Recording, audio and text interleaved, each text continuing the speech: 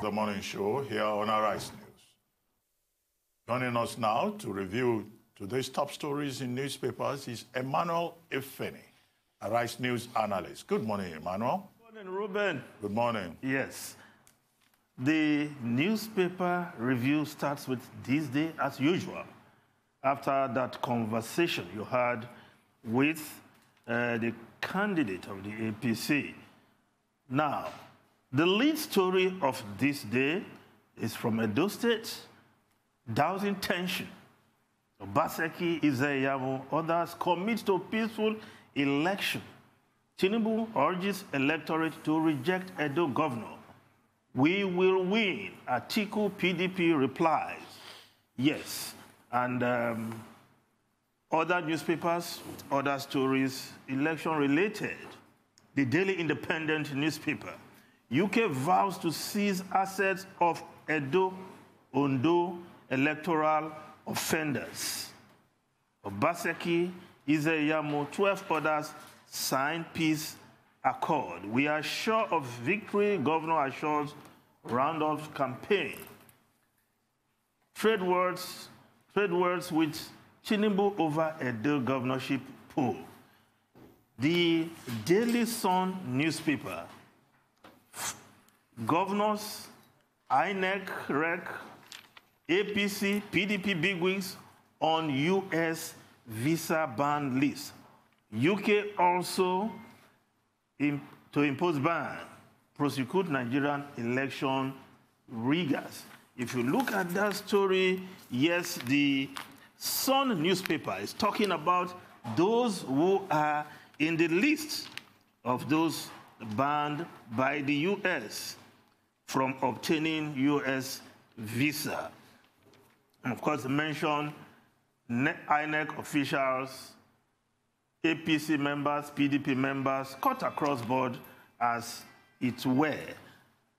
The New Telegraph newspaper, yes, showing Kato Buhari, Nigeria's crumbling, close to extinction. And he went forward to say that I am notoriously no fan of Olusegun Obasanjo.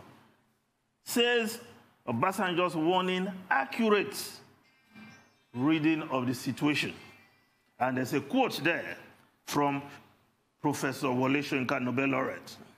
The nation is divided as never before, and this ripping division has taken place under the policies and conduct of none other than President Buhari. Does that claim belong to the realms of speculation? Does anyone deny that it was this president who went to sleep while communities were consistently ravaged by cattle marauders? And of course, he urged state governors to sue for reparation. The Nigerian Tribune has that story also. Soyinka backs Obasanjo, says Nigeria more divided under Buhari. The Nigerian Tribune. Now, the Daily Times of Nigeria, federal government spends 81 trillion on unknown Nigerians in 14 years, alluding to the fact that we have not conducted census since 2006, the last time census was conducted, something that ought to be done every 10 years.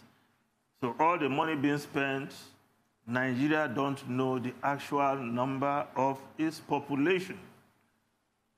Now, the Daily Trust newspaper. 7 months after Amotekun yet to fully take off in Southwest, governors blame COVID-19 for delay. Amotekun will be fully independent. Efeni skepticism rages over Amotekun viability.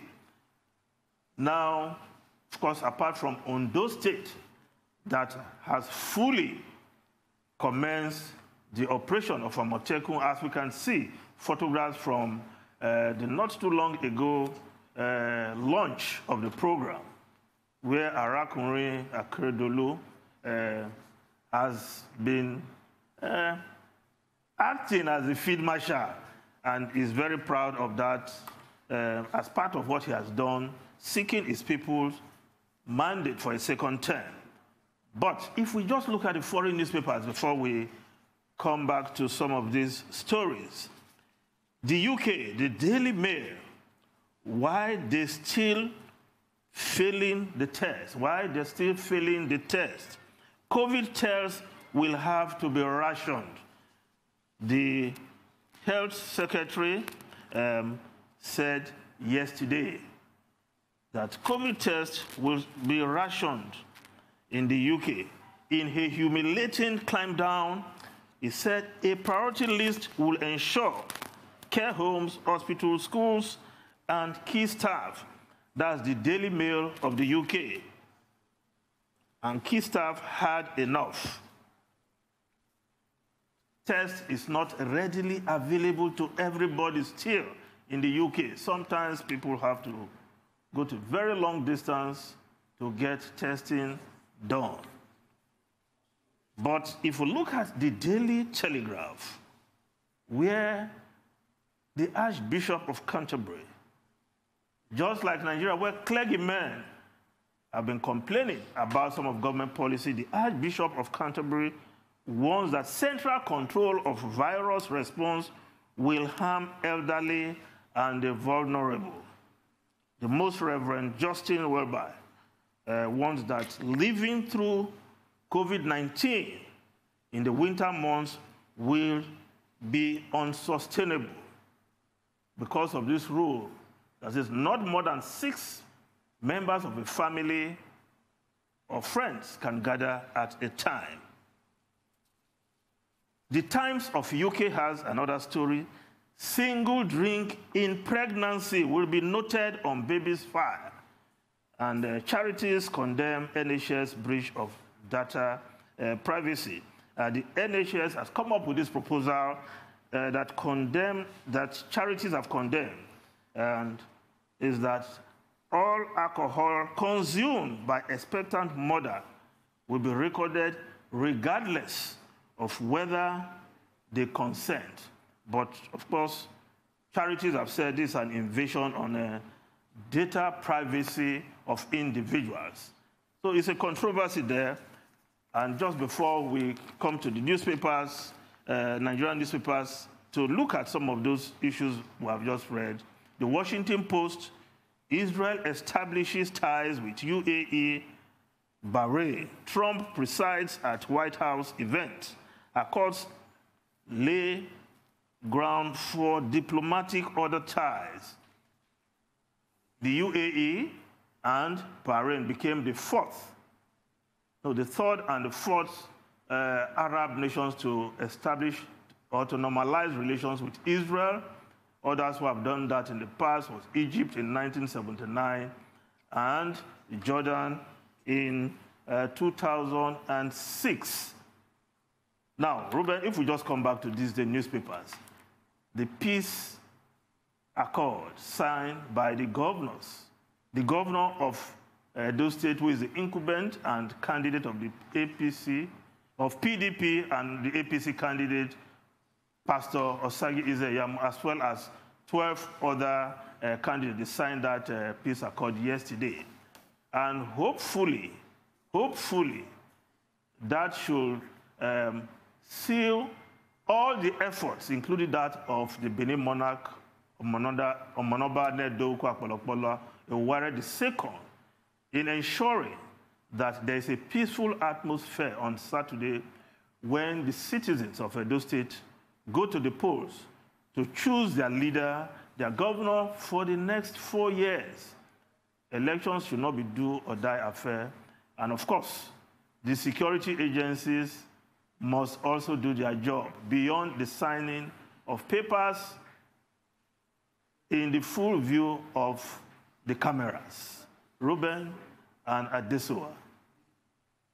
Well, I mean, we've just had a long conversation with the candidate of the All Progressives Congress and the incumbent governor, although he was represented by a paid advertisement on the situation in Edo State. And what we have heard from all the parties who have been on the ground days to the election, is that there is some kind of calmness within the among the various political camps.